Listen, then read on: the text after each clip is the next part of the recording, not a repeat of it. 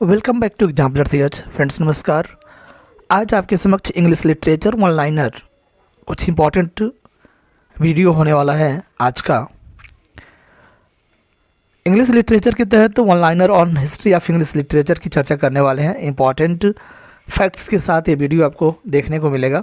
चलिए शुरू करते हैं क्वेश्चन नंबर 1 से। कह रहा है DG Rossetti was the son of Italian painter. कह रहा है जो डीजी रजोटी है ना, वो एक इटालियन पेंटर के बेटे थे। अब उनका नाम क्या था तो आपको बता दें, गैब्रियल रजोटी नाम था उनका। ठीक है, और इनका डीजी रजोटी का मतलब ध्यान से सुनिएगा, दांते गैब्रियल रजोटी, यानी गैब्रियल रजोटी उनके पिता का नाम था। अगर इनके डेट ऑफ बर्थ की बात करते हैं तो 1828 में इनका जन्म होता है और 1882 में इनका डेथ हो जाता है। और एक चीज़ के फाउंडर रहे हैं, ये फाउंडर रहे हैं पीआरबी के। पीआरबी बोले तो प्री रैफलाइट ब्रदरहुड, जो 1848 में फाउंडेड किया जाता है डीजी रजोटी के द्वारा। इसको भी ध्यान में रखिएगा, ठीक है। PRB, pre Raphaelite brotherhood, 1848 by DG Rossetti. Done. चलिए आगे बढ़ते हैं क्वेश्चन नंबर 2 की ओर। The translation of God's will monster. तो कह रहा है फ्रेंड्स, आपको बता दें, एक गोथ का जो विल्हेल्म मिस्टर है ना फ्रेंड्स, वो उसका ट्रांसलेशन पीरियड होता है 1824 में। 1824 में एक्चुअली ये गोथ के द्वारा जो लिखा गया एक नावल है, सेकंड नावल है विल्हेल्म मिस्टर, और जो 1795 में लिखा गया था और 1824 में उसका ट्रांसलेशन आता है। चलिए बढ़ते हैं नेक्स्ट क्वेश्चन की ओर। In the doctor's dilemma some make fun of physician. The doctor dilemma की अगर बात करते हैं फ्रेंड, तो यह एक प्ले है। क्या है? एक प्ले है। किसके द्वारा? जीबी शाह के द्वारा।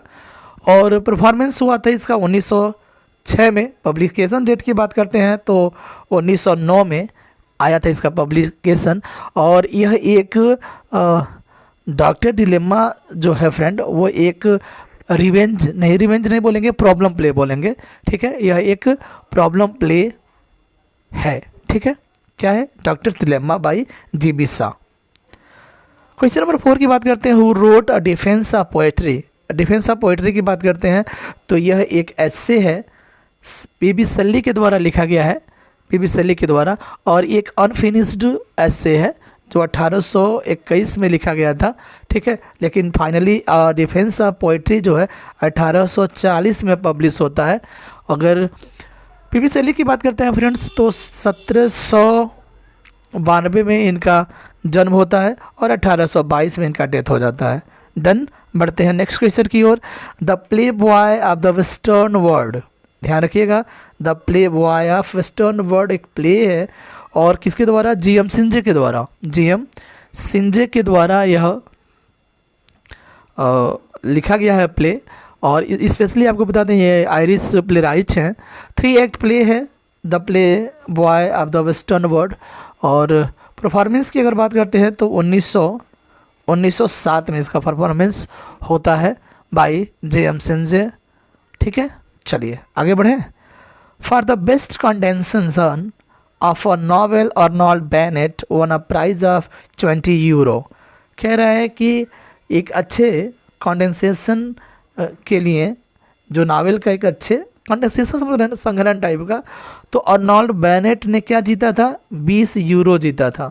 एक नावल के संग्रहण की वजह से, सबसे बेहतर कंडेंसेशन की वजह से उन्होंने 20 यूरो जीता था। अगर हम बात कर लेते हैं अर्नोल्ड बेनेट के बारे में तो 1876 में इनका जन्म होता है, जबकि 1931 में इनका डेथ होता है। हम बात कर रहे हैं मैथ्यू अर्नोल्ड नहीं, ये अर्नोल्ड बेनेट की बात कर रहे हैं। इंग्लिश नावलिस्ट हैं, इसको भी ध्यान में रखिएगा। और आपको बता दें जानकारी के लिए, 34 नावल इन्होंने लिखा है। सोचिए, हम अर्नोल्ड बेनेट की बात कर रहे हैं, 34 नावल उन्होंने लिखा है, जबकि 13 प्लेस लिखे हैं इन्होंने। चलिए बढ़ते हैं नेक्स्ट क्वेश्चन की ओर। Who wrote the years at the spring and days at the morn. ये रॉबर्ट ब्राउनिंग का लाइन है। और रॉबर्ट ब्राउनिंग का एक पोयम है पीपा पासेस। क्या है? पीपा पासेस। पीपा पासेस से लिया गया ये लाइन है। इम्पॉर्टेंट लाइन है। और पीपा पासेस आया था 1841 में by Robert browning. Robert browning की बात कर लेते हैं तो 1812 में यह पैदा होते हैं और 1889 में इनका डेथ हो जाता है। इतना क्लियर। अब बात कर लेते हैं कोट का। क्या कह रहा है? The years at the spring. Years at the spring का मतलब यह है कि जो वसंत है ना, यानी जो वर्ष होते हैं वसंत ऋतु में होते हैं। जो वर्ष होते हैं किस में होते हैं? स्प्रिंग में होते हैं। और and days at the morn, और दिन जो होता है किस में होता है? सुबह में होता है। ऐसी बातें बोली गई हैं पीपा पासेस में by Robert Browning. Done. The ring at the book. The ring at the book contains how many more lines than Iliad. Iliad के बता दें आपको तो इलियड जो है फ्रेंड होमर के द्वारा लिखा गया एक लॉन्ग नरेटिव पोयम है, ठीक है, एपिक पोयम कह सकते हैं। होमर के द्वारा लिखा गया इलियड है। ये पूछ रहे थे इलियड से कितना लाइन ज़्यादा है the ring at the book, तो आपको बता देते हैं। एक जो the ring at the book है यह बेसिकली आपको बता दें कि एक लॉन्ग ड्रामेटिक नैरेटिव पोयम है रॉबर्ट ब्राउनिंग के द्वारा ही, ठीक है, रॉबर्ट ब्राउनिंग के द्वारा ये लिखा गया है। और ये कह रहा है कितना, तो 2000 लाइन इलियड से ज़्यादा है।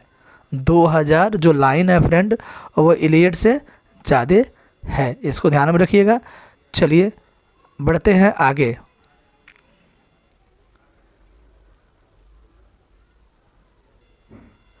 करेक्ट इन विच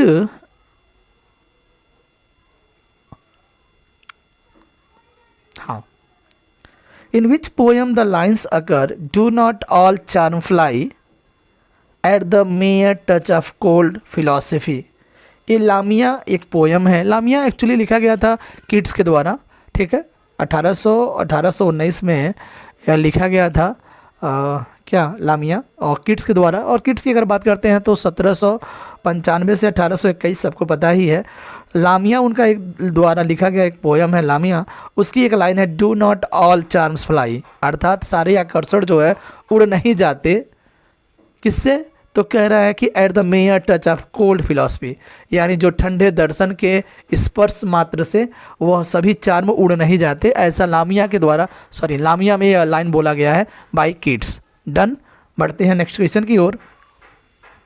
बोसवेल पूछ रहा है बोसवेल वाज बोर्न इन 1740, तो कह रहा है कि 1740 में बोसवेल पैदा होते हैं। ये कौन बोसवेल है? जेम्स बोसवेल है। कौन है? जेम्स बोसवेल, जो 1740 में पैदा होते हैं और फाइनली इनका डेथ जो होता है 1795 में होता है। साइलेंट ओमेन की बात कर लेते हैं। Is a play by Ben Jonson, ठीक है, बेन जॉनसन के द्वारा लिखा गया एक प्ले है साइलेंट ओमेन, इसको भी ध्यान में रखिएगा। कह रहा है कि इसका जो सब टाइटिल है ना उसका नाम है इसका नाम है इपिकोएन। इपिकोएन इसको बोलते हैं साइलेंट ओमेन। और यह एक कॉमेडी है, जो कि प्ले है तो प्ले में कॉमेडी है। ये अबाउट ए मैन जिसका नाम है डफाइन। डफाइन के द्वारा एक कैरेक्टर है इसमें, उसी के बारे में है। अगर प्रोज में लिखा गया है साइलेंट ओमेन, इसको भी ध्यान रखिएगा। और पब्लिश होता है 1609 में। हम बात कर रहे थे साइलेंट ओमेन के बारे में। द डचेस ऑफ माल्फी की बात करते हैं, was publish in 1623। Duchess of Malfi जो है फ्रेंड्स ये जॉन वेबस्टर के द्वारा लिखा गया है। अगर जॉन वेबस्टर की बात करते हैं फ्रेंड तो 1578 में यह पैदा होते हैं, जबकि 1632 में इनका डेथ हो जाता है। हम बात कर रहे थे जॉन वेबस्टर के बारे में। अब आ जाइए डचेस ऑफ माल्फी के बारे में बात करते हैं। तो ये जैकोबियन रिवेंज ट्रेजेडी है।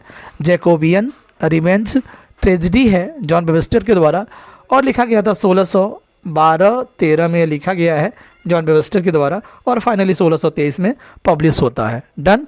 चलिए आगे बढ़ते हैं। Pap is a character in Huckleberry fin.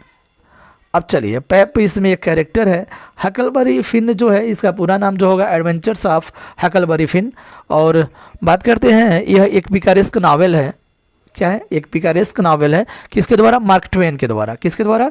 Mark Twain के द्वारा। मार्क ट्वेन के द्वारा लिखा गया एक नावल है।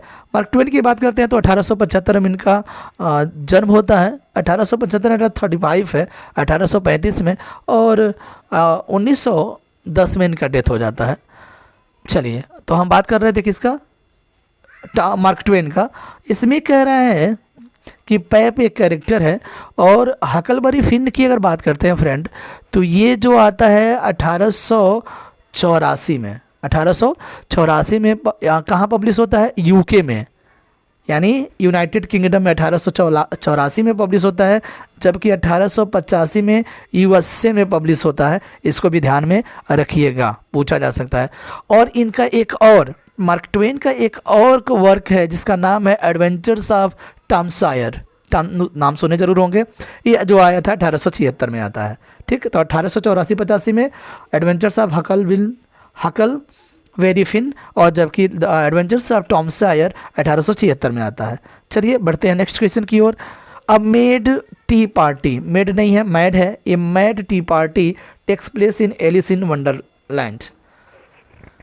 कह रहा है कि एक ये मैड टी पार्टी अगर कहाँ घटना घटित होता है तो वो Alice in Wonderland. Alice in Wonderland की अगर बात करते हैं तो यह चिल्ड्रेंस नॉवेल है।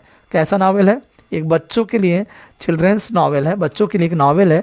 लिखा गया है किसके द्वारा? लेविस कैरोल के द्वारा। किसके द्वारा? लेविस कैरोल के द्वारा लिखा गया है। लेविस कैरोल की अगर बात करते हैं फ्रेंड, तो इनका जन्म होता है 1832 में और डेथ होता है 1898 में। पब्लिकेशन डेट की बात करते हैं फ्रेंड्स, तो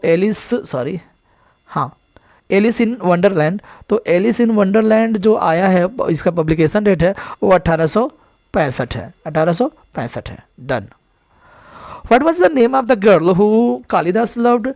अच्छा, मालविका भी नाम है उसका। कह रहे हैं कि एक ऐसी लड़की थी जो कालिदास प्रेम करते थे, वो है कामिनी। इसमें कामिनी दिखा है, कहीं कहीं आपको मालविका भी दिखाई देगा, मालविका। डन। कालिदास आपको बताता संस्कृत के एक भारत के विलियम शेक्सपियर भी कहे जाते हैं कालिदास। कुमार संभव, अभिज्ञान शाकुंतलम जैसे उन्होंने लिखे हैं नाटक। किडनैप की बात करते हैं, क्वेश्चन नंबर 16 की ओर बढ़ते हैं। किडनैप्ड, कह रहे हैं कि किडनैप्ड जो है एक हिस्टोरिकल फिक्शन एडवेंचरस नॉवेल है। Kidnapped written by R L Stevenson R L Stevenson के द्वारा लिखा गया है। इनकी बात करते हैं तो 1850 में पैदा होते हैं, जबकि इनका डेथ 1894 में हो जाता है, ठीक है, 1894 में। किडनैप का पब्लिकेशन डेट अगर बात करते हैं फ्रेंड, तो यह पब्लिश होता है 1886 में, ठीक है। किडनैप्ड एक हिस्टोरिकल फिक्शन एडवेंचरस नॉवेल है। Mister Collins is a character in pride and prejudice. जहाँ बात आ जाए प्राइड एंड प्रेजुडिस, वहाँ बात आ जाता है जेन ऑस्टिन का, ठीक है। जेन ऑस्टिन के द्वारा लिखा गया एक नॉवेल है। नॉवेल मतलब सेकेंड नॉवेल है। कौन सा? सेकेंड नंबर का नॉवेल है प्राइड एंड प्रेजुडिस। अगर बात करते हैं किसके द्वारा, तो जेन ऑस्टिन के द्वारा। पब्लिकेशन डेट की बात कर लेते हैं प्राइड एंड प्रेजुडिस का, तो वो आया था 1813 में। डन। और कुछ बचा है, चलिए बात कर लेते हैं जेन ऑस्टिन के बारे में। 1775 में पैदा हुई थी और जबकि इनका डेथ 1817 में हो जाता है। द प्रिजनर ऑफ जेंडा, कह रहा है the prisoner of Zenda was written by Anthony Hope. Anthony Hope के द्वारा लिखा गया एक वर्क है द प्रिजनर ऑफ जेंडा। कह रहा है कि पॉपुलर लेट विक्टोरियन रोमांस है। क्या है? एक रोमांस नॉवेल है। कौन सा नॉवेल है? एक लेट विक्टोरियन रोमांस नॉवेल है जो पब्लिश होता है 1894 में। जबकि एंथोनी होप की बात करते हैं फ्रेंड्स, तो इनका जन्म 1863 में होता है और डेथ इनका 1933 में हो जाता है। हम बात कर रहे थे एंथोनी होप, ठीक। 1894 में पब्लिश होता है the prisoner of Zenda. What is the full name of Cervantes? तो कार्वेंटेस का पूरा नाम जो है वो मिगुल डी कार्वेंटेस है, ठीक है। कार्वेंटेस का पूरा नाम क्या है? मिगुल डी कार्वेंटेस, ठीक है। अगर बात करते हैं 1547 में इनका जन्म होता है, 1616 में इनका डेथ होता है। स्पेनिश राइटर हैं, ठीक है। और ये जाने जाते हैं, एक इनका नॉवेल है डॉन क्विजोट, आपको मैंने पढ़ाया हुआ है जॉन क्विजोट नॉवेल से के लिए यह जाने जाते हैं Miguel de Cervantes. Question number next की बात करते हैं। The letter referred in the scarlet is a. तो आपको बता दें एक ऐसा लेटर जो द स्कारलेट लेटर जो है ना, यह एक नावल है और इसमें जो ए किसको रेफर करता है? एडल्टरी को। एडल्टरी को रिफर करता है, एडल्टरी को। और आपको बता दें ये किसके द्वारा लिखा गया था स्कारलेट लेटर, वो है नाथानिएल हॉथॉर्न्स के द्वारा। नाथानिएल हॉथॉर्न्स का नावल है द स्कारलेट लेटर, ठीक है। अगर पब्लिशिंग डेट की बात करते हैं तो 1850 में इसका पब्लिकेशन डेट है। चलिए बढ़ते हैं आगे, रॉबर्ट फ्रॉस्ट की बात कर लेते हैं। Robert Frost lived some times in England, हैं तो रॉबर्ट फ्रॉस्ट अमेरिकन पोएट, कहाँ के हैं, एक अमेरिकन पोएट हैं, लेकिन कभी कभी वह इंग्लैंड में भी रहा करते थे। बात करते हैं 1874 में इनका जन्म होता है, 1963 में इनका डेथ होता है रॉबर्ट फ्रॉस्ट। पीजीटी के तहत इनको पढ़ा जाएगा आगे। Beside being a poet Chaucer was a diplomat, कह रहा है कि पोएट के अलावा क्या थे चासर, डिप्लोमैट थे। डिप्लोमैट मतलब होता है राजनायिक, राजनायिक। Bacon's essay were influenced by Montaigne, जैसा कि बात सबको पता है। फादर ऑफ एसे की बात करते हैं तो मोंटेग है, और फादर ऑफ एसे मोंटेग है। फादर ऑफ इंग्लिश एसे की बात करते हैं तो बेकन है, और जबकि प्रिंस ऑफ इंग्लिश एसे की बात करते हैं तो चार्ल्स लैम्ब है। तो किससे प्रभावित हैं, बेकन और मोंटेग से। डन। बेकन की अगर बात करते हैं फ्रेंड, तो फ्रांसिस बेकन का जो जन्म हुआ है वो 1561 में होता है, जबकि डेथ होता है 1626 में। अपरिस्टिक स्टाइल के लिए जाने जाते हैं, आप डिस्कोर्स ऑफ स्टडीज जैसे इंपॉर्टेंट ऐसे उन्होंने लिखा है। चार्ल्स लैम्ब की बात करते हैं, वर्क एज कलर किस रूप में काम किया करते थे, तो एक कलर के रूप में काम किया करते थे। कौन, चार्ल्स लैम्ब, ठीक है। ये father of English Prince of English essayist कहलाते हैं, ठीक है। तो इनका जन्म 1775 में होता है, चार्ल्स लैम्ब का 1775 में होता है, जबकि 1834 में इनका डेथ हो जाता है। Who wrote keep right on to the end of the road, sir Harry Lauder के द्वारा लाइन लिखा गया है, ठीक है। 25 नंबर का क्वेश्चन है, कह रहा है कि keep right on to the end of the road, कह रहा है कि कीप राइट ऑन मतलब अपने जो आप अगर सड़क पे हैं तो अपने आप को दाहिने बनाए रखिए, कहाँ तक, तो रोड के अंत तक, ठीक है। Keep right on to the end of the road, sir Harry Lauder के द्वारा लिखा गया लाइन है, ठीक है। इसको ध्यान रखिएगा। यह भी आपको बता दें कि यह एक पॉपुलर सॉन्ग है, क्या है, एक सॉन्ग है। आया का कब, 1924 में, 1924 में यह सॉन्ग आया हुआ है। Who said two men look out through the same bars, यह कोट है, बहुत इंपॉर्टेंट कोट है। One sees the mud and the one stars, Frederick Langbridge के द्वारा यह लाइन बोला गया है। खोजने पर मिल नहीं पाया कि किस बुक से लिया गया लाइन। 26 की हम बात कर रहे हैं फ्रेंड, और कह रहे हैं कि ये फ्रेडरिक लैंगब्रीज के द्वारा लिखा गया कोट है। कह रहे two men look out through the bars, same bars माने एक ही जेल्स कह सकते हैं, एक ही जेल से दो लोग बाहर निहार रहे हैं, देख रहे हैं।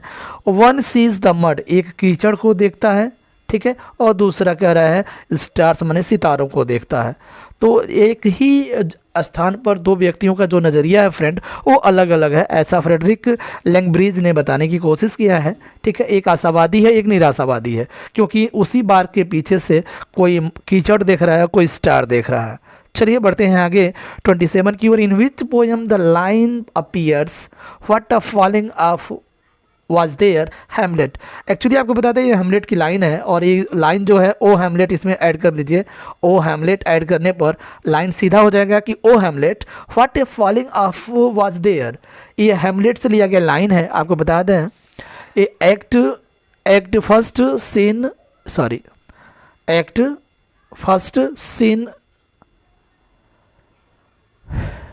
नहीं, हाँ सीन फिफ्थ से लिया गया है।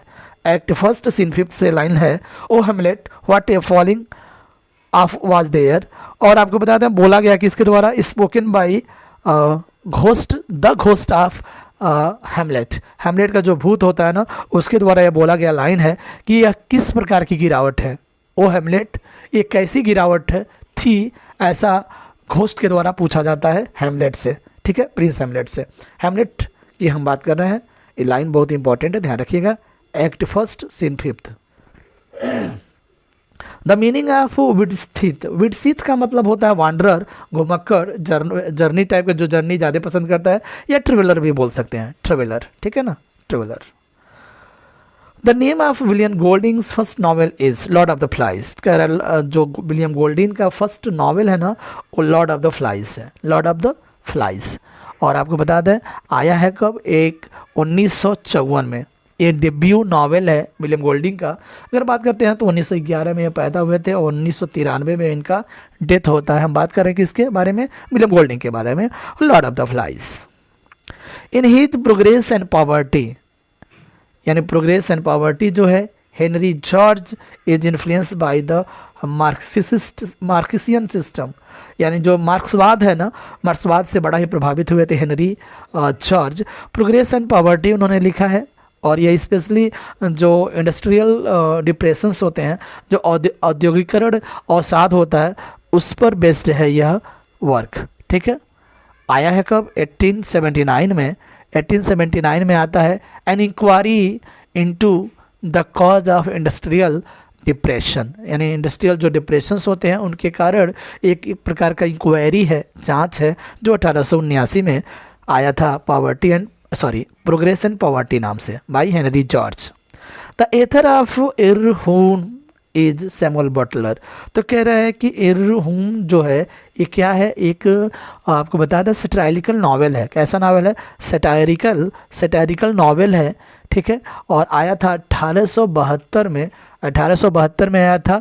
और किसके द्वारा, सैमुअल बटलर के द्वारा। सैमुअल बटलर की बात कर लेते हैं फ्रेंड्स, तो पैदा हुए थे 1835 में, जबकि डेथ होता है 1902 में। हम बात करें किसके बारे में, सैमुअल बटलर के बारे में। और इरहूम जो है एक सटायरिकल नॉवेल है, 1872 में पब्लिश होता है, which is a comedy of manner. तो कॉमेडी ऑफ मैनर के बारे में पूछ रहा है, तो कह रहा है the way of the world, यानी विलियम कॉन्ग्रीव के द्वारा लिखा गया है, प्ले है the way of the world. Publishing date की बात करते हैं तो 1700 में पब्लिश होता है the way of the word, एक प्ले है, यानी कॉमेडी ऑफ मैनर है, और लिखा गया किसके द्वारा, विलियम कॉन्ग्रीव के द्वारा। और अगर विलियम कॉन्ग्रीव की बात करते हैं फ्रेंड, तो ये पैदा हुए थे 1670 में और इनका डेथ होता है 1729 में। कितना, 1729 में। चलिए बात करते हैं आगे, व्हिच आर पेसिमिस्ट। निराशावादी कौन कौन है, तो गीसिंग है, हार्डिंग है, थॉमसन है। इनका पूरा नाम मैं बता दे रहा हूँ। एक तो जॉर्ज गीसिंग है, जो पेसिमिस्ट बोले तो निराशावादी हैं, George Gissing. Thomas Hardy and next है जेम्स थॉमसन। ये तीनों लोग क्या है, पेसिमिस्ट हैं, जिसे हम निराशावादी बोलते हैं, done. Charles read drama drink. Charles read का एक ड्रामा है जिसका नाम ड्रिंक है, was adapted from the work of जोला। कह रहे हैं कि एक एडाप्टेशन है ड्रिंक जोला के वर्क का। जोला के वर्क के बारे में मैं बात करूंगा, पहले बता ही देता हूं आपको। कह रहा है कि आपको सबसे पहले ड्रिंक के बारे में बता देते हैं कि 1879 में आया था, ड्रामेटिक एडाप्टेशन है किसका, जो जोला है ना, जोला का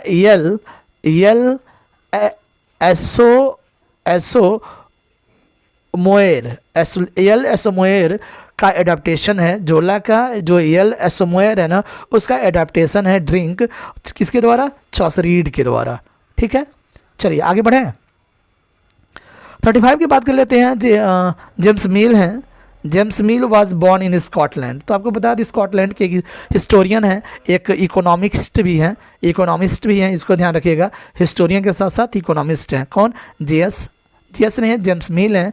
अगर बात करते हैं, इनका जन्म तो 1773 में होता है, जबकि 1836 में इनका डेथ हो जाता है। ठीक है, स्कॉटिश हिस्टोरियन एंड इकोनॉमिस्ट हैं। The classical theory of rent was advocated by Ricardo. तो कह रहे हैं कि जो क्लासिकल थियरी ऑफ रेंट है, ठीक है, वाज एडवोकेटेड बाय रिकार्डो। इसको भी ध्यान रखिएगा, इंपॉर्टेंट हो सकता है। Who was not an utilitarian. Utilitarian का मतलब होता है उपयोगी, यानी उपयोगी कौन नहीं है, तो यह रूसो हो जाएगा। यूटिलिटेरियन कौन नहीं है, वो रूसो हैं। किपलिंग वॉज बॉर्न इन 1865, 1865 में। रुडयार्ड किपलिंग की बात कर रहा है। रुडयार्ड किपलिंग जो है आपको बता दें 1865 में पैदा होते हैं, जबकि इनका डेथ जो होता है 1936 में। 1936 में इनका डेथ होता है। नावलिस्ट है, ब्रिटिश इंडिया, यानी कह सकते हैं कि ब्रिटिश इंडिया में, मुंबई में पैदा होते हैं। ठीक है, 1865 में मुंबई में ब्रिटिश इंडिया में पैदा होते हैं। और इनका एक फेमस बुक है रुडयार्ड किपलिंग। रुडयार्ड किपलिंग भी इफ़ शायद पोयम लिखे हैं, आपको याद होगा।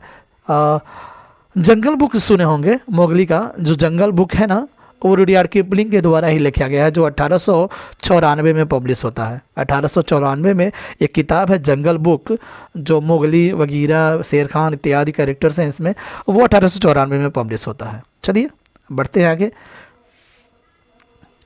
The monk Augustine came to England in 1597 597 में मॉन्क अगस्टाइन जो हैं वो इंग्लैंड आए हुए थे। ठीक है, चलिए नेक्स्ट पूछना है the battle of Maldon. Battle of Maldon कब हुआ था? तो बैटल ऑफ मॉल्डन जो हुआ था, लड़ा गया था, वो 993 में। 993 में। To whom are the lines retain, कह रहे हैं कि when Adam delved and Eve span who was the gentleman. ये जॉन बॉल के द्वारा लिखा गया लाइन है, जॉन बॉल के द्वारा लिखा गया लाइन है। यानी इसका मतलब ये है कि जब आदम ने खोदा और हवा, यूँ बोले तो हवा ने काटा, तो उस समय सज्जन पुरुष कौन थे, ऐसा जॉन बॉल के द्वारा पूछा गया है। यह भी लाइन इंपॉर्टेंट है, एडम और ईव से संबंधित है, पैराडाइज लॉस्ट नहीं है, ध्यान रखिएगा। When Adam delved and Eve span who was then the gentleman, John Ball के द्वारा बोला गया लाइन है, ध्यान रखिएगा। द प्रेज ऑफ फॉली, इसमें बड़ा कन्फ्यूजन है। The praise of folly, in praise of folly, कह रहे हैं कि इन प्रेज ऑफ फॉली जो है इरास्मस के द्वारा लिखा गया है, इरास्मस के द्वारा लिखा गया है, जबकि उसका ट्रांसलेशन जो है द प्रेज ऑफ फॉली है। और द प्रेज ऑफ फॉली जो है फ्रेंड थॉमस मूर के द्वारा लिखा गया है। ठीक है, द प्रेज ऑफ फॉली किसके द्वारा? थॉमस मूर के द्वारा। ठीक है, चलिए क्वेश्चन नंबर 43 की बात कर लेते हैं। Who wrote in praise of idleness, तो ये हैं Bertrand Russell in praise of idleness. 43 number का है, पब्लिश कब होता है? 1935 में। ठीक है, एक ऐसे क्रिटिकल, एक ऐसे कलेक्शन है, ऐसे कलेक्शन है इन प्रेज ऑफ आइडलनेस। ठीक है, ऐसे कलेक्शन है। और बर्ट्रैंड रसेल की बात करते हैं फ्रेंड्स, तो 1872 में पैदा होते हैं और 1970 में इनका डेथ होता है, 1970 में। चलिए, which comprises one accented syllables followed by one accented syllables, कह रहे हैं एक जो accented syllable आए और उसके बाद एक unaccented syllable आए, उसे हम ट्रोइकी बोलते हैं। ठीक है, ट्रोइकी। In which work the lines occur that which no middle flight intends to soar, ये पैराडाइज लास्ट से लाइन लिया गया है फ्रेंड। कह रहा है कि that which no middle flight intends to soar. Question number 45 है, यानी इसका मतलब वो होगा कि वह बिना किसी मध्य उड़ान के ऊंची उड़ान भरने का इरादा रखता है। यानी विथ नो मिडिल फ्लाइट, कोई भी मतलब मिडिल फ्लाइट नहीं है, लेकिन फिर भी वो ऊंची उड़ान रखने का इंटेंट्स माने हाँ क्या होता है, हामी भरता है, इरादा रखता है। ये पैराडाइज लास्ट से लिया गया लाइन है। द ट्रायल सीन की बात कर लेते हैं, मर्चेंट ऑफ वेनिस से लिया गया है। द ट्रायल सीन कह रहा है the merchant of Venice was presided over by, तो जो प्रिसाइडेड कर रहा था वो ड्यूक था। ठीक है, ड्यूक था और ड्यूक के समक्ष ये ट्रायल सीन रखा गया था, जिसमें पोर्सिया जो है बल्थजार के रूप में एज ए लायर आए थे, स्टेफानो के रूप में उसकी जो मेड थी नेरिसा वो आई थी स्टेफानो के रूप में। तो ट्रायल सीन की हम बात कर रहे हैं। और ट्रायल सीन आपको बता दें एक्ट 4 में चलता है ट्रायल सीन। ठीक है, 1596 से लेकर के 98 के बीच में लिखा गया है the merchant of Venice by William Shakespeare. The real name of the साकी का जो ओरिजिनल नाम है वो एच मुनरो है। ठीक है, एच मुनरो। अगर पैदा की बात करते हैं तो 1870 में पैदा होते हैं और 1916 में इनका डेथ हो जाता है। एच मुनरो का जो निक नेम है, पेन नेम है, वो साकी है। हु स्टार्टेड द टैटलर, टैटलर किसने शुरू किया? तो वो हैं रिचर्ड स्टील शुरू किए थे। टैटलर एक पत्रिका है और कब शुरू हुआ था? तो 1799 में शुरू होता है। 99 नहीं है, 1709 है। 1709 में शुरू होता है क्या? टैटलर एक पत्रिका है। जबकि रिचर्ड स्टील की बात करते हैं तो 1672 में पैदा होते हैं, जबकि 1729 में इनका डेथ हो जाता है। नेक्स्ट क्वेश्चन है the poem the song of the shirt. एक पोयम है the song of the shirt was written by Thomas Hood. Thomas Hood के द्वारा लिखा गया एक पोयम है the song of the shirt, ठीक है। और आपको बता दें ये लिखा गया था किसके सम्मान में, मिसेस बीडवेल, मिसेस एक बीडवेल है, ठीक है, बीडेल नहीं बीडेल के एक वीडो हैं, एक वीडो थी ये, उनके सम्मान में यह सॉन्ग लिखा गया था, किसके द्वारा, थॉमस हुड के द्वारा। क्लियर है। और यह पोयम कब पब्लिश होता है, तो 1843 में पब्लिश होता है बाय थॉमस हुड।